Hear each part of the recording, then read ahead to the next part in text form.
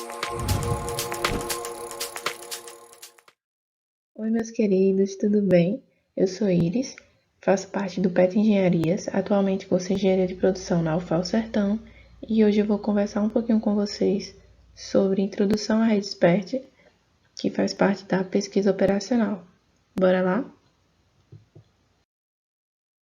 Então, para quem é da área da Engenharia de Produção e conhece um pouquinho sobre a pesquisa operacional, entende que ela nos auxilia na tomada de decisão. Ela oferece soluções matemáticas para os casos em que uma otimização é necessária. E é por meio do método científico que ela resolve esses problemas, trazendo os melhores resultados possíveis de acordo com as políticas da empresa ou a situação que está sendo analisada. Nesse vídeo, nós iremos introduzir o tema de problemas em redes, e esses aparecem em diversas aplicações e em diversas formas. Algumas delas envolvem o transporte ou fluxo de itens de um ponto a outro na rede com um determinado objetivo. Como exemplo, nós temos uma rede de distribuição logística, que a pesquisa operacional e os problemas em rede nos auxiliam a definir os recursos, o tempo e como deve ser feita essa distribuição. Outro exemplo é a rede de distribuição de energia elétrica e, mais especificamente, a gestão de projetos também pode ser solucionada ou utilizada da melhor maneira com o auxílio da pesquisa operacional. E, assim, existem muitos outros problemas em rede que pode se utilizar a pesquisa operacional para solucionar. E muitos desses problemas de otimização podem ser analisados utilizando-se uma estrutura que é denominada grafo ou rede, e nós veremos mais um pouquinho adiante. Então, esse é um vídeo introdutório dos conceitos relacionados à representação dos problemas em rede. O grafo, como apresentado, ele é uma estrutura representada com um conjunto de pontos, que são chamados de vértices, ligados por retas, que essas são chamadas de arestas. Então, quando o grafo é desse tipo, ele é chamado de grafo não orientado, o que quer dizer que a gente pode dizer que existe uma relação tanto de A para B como de B para A.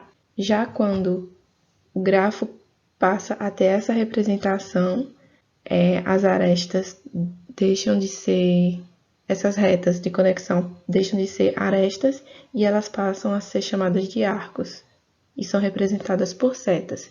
Isso quer dizer que a relação existente agora entre os nós não é mais direta, simétrica.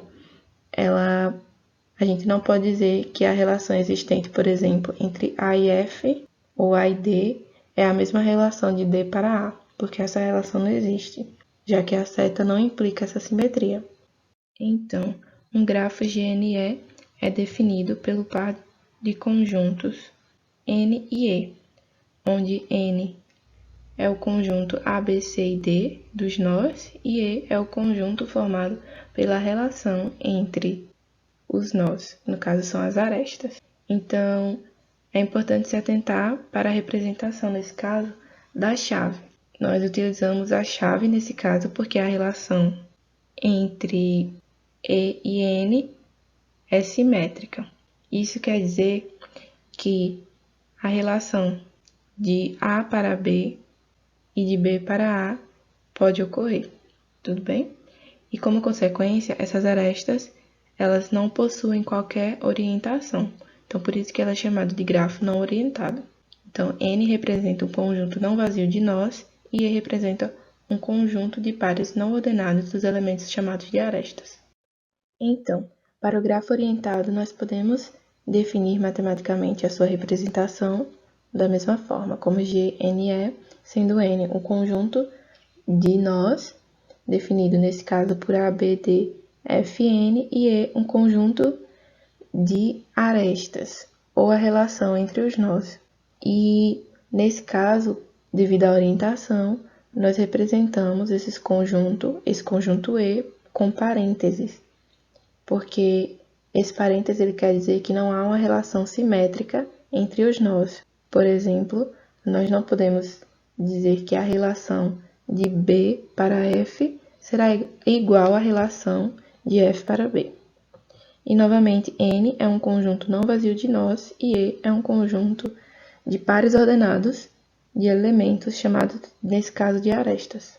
A evolução do grafo para a rede surge quando as arestas ou arcos deixam de representar apenas uma conexão entre os vértices e passam a indicar um fluxo ou um transporte entre os pontos, os nós nesse caso. Então, existem diversos termos que são associados à introdução à teoria dos grafos. Um deles, que utilizaremos aqui, é o termo caminho, que pode ser definido como uma sequência de arcos em uma rede que vão de um nó de origem a um nó de destino e representam um início e um fim para essa rede. Então, com a evolução de grafo para a rede, os nós eles podem representar diversas coisas, podendo ser divididos em 3 subtipos principais. O primeiro é a oferta, que são denominadas por fontes, e eles produzem ou distribuem determinado produto.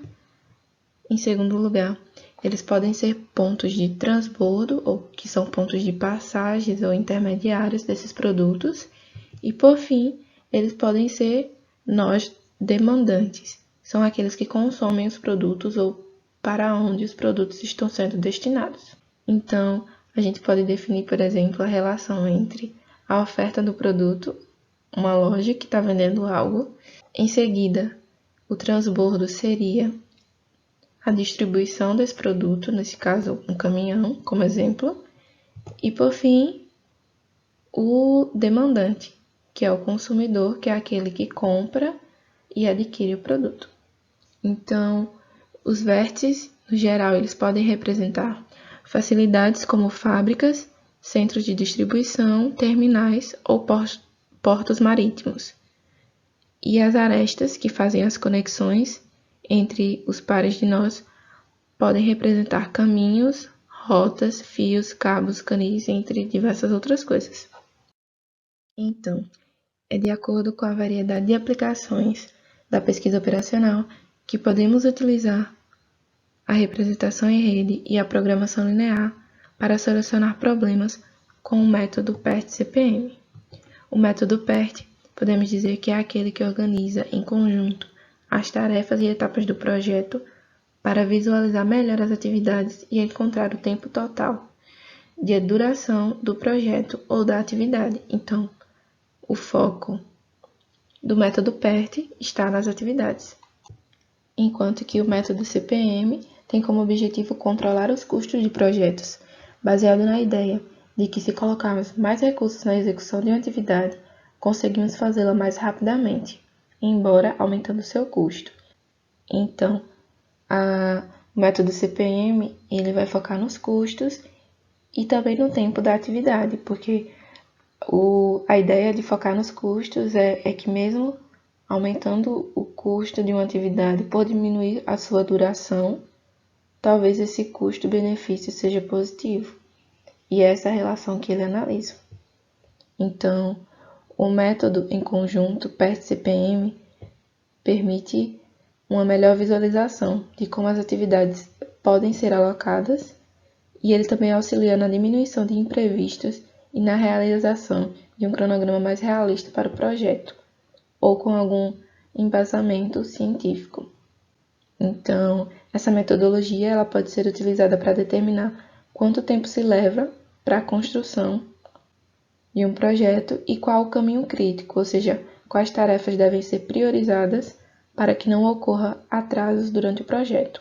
E assim, como resultado, também é possível identificar folgas, atividades que podem ter sua duração programada estendida, sem qualquer prejuízo ao cronograma. Então, elas não vão influenciar no resultado final, se estiverem de acordo com as folgas estimadas. Então, o CPM é um método determinístico que busca o melhor custo baseado em ações anteriores, enquanto que o modelo PERT ele é probabilístico e determina a duração mais provável das atividades. O método CPM ele é muito utilizado porque ele tem mais facilidade e menos restrições de aplicação, já que o modelo PERT ele é baseado em previsões estatísticas de tempo de duração dos projetos. Ele é muito utilizado para aqueles projetos que nunca foram realizados antes, projetos inéditos, e que não se tem um conhecimento acerca da duração de cada atividade. Então, a junção entre os métodos PERT e CPM, ela pode ser utilizada no gerenciamento de projetos para encontrar os melhores caminhos a serem seguidos de acordo com as restrições identificadas a cada projeto. E ele é muito utilizado, como eu disse, aqueles projetos inéditos, como projetos de navios, projetos de grandes embarcações, que são únicos e requerem uma grande gama de recursos. E desse modo, esses problemas de rede eles podem ser solucionados com o uso da programação linear. É através da representação em rede que a gente consegue transformar esse problema e resolvê-lo com programação linear.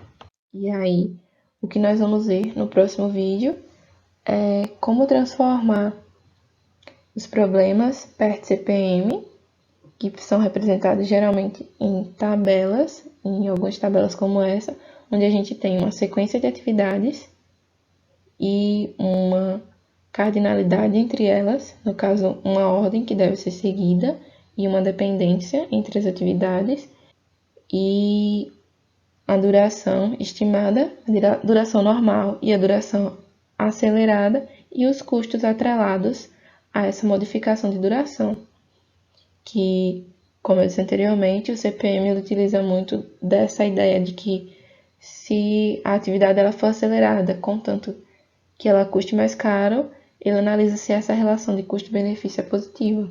Então, nós iremos entender como transformar esse quadro de atividades e de custos de duração em um problema em rede, representá-lo em rede, entender como é que funciona essa relação e, posteriormente, também realizar a modelagem desse problema e resolvê-lo com o P mais L. No próximo vídeo nós iremos ver um pouquinho sobre essa representação, que para problemas de PERT-CPM ela é um pouquinho diferente, e também solucionar esses problemas com o uso de software depois da modelagem tradicional. Tudo bem? Enfim, no mais é isso.